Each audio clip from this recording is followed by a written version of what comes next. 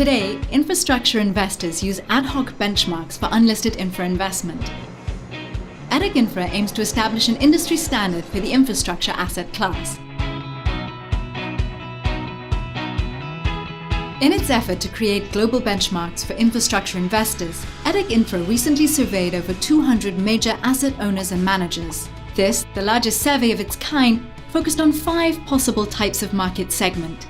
The results are compelling. Firstly, economic development and infrastructure investability are the most relevant segments for private infra benchmarks. 52% of respondents said they would prefer a broad sector index for infrastructure. 90% of respondents said it was relevant to segment infrastructure investments by business model.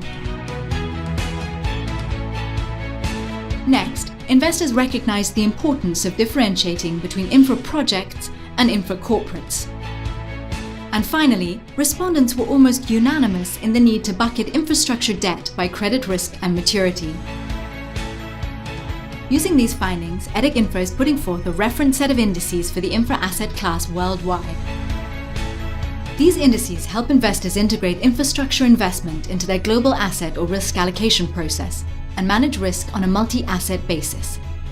EDHECinfra's global indices finally give investors the tools for essential performance monitoring. The benchmarks can be used for customized reporting and indexing of a specific portfolio based on the data provided by investors.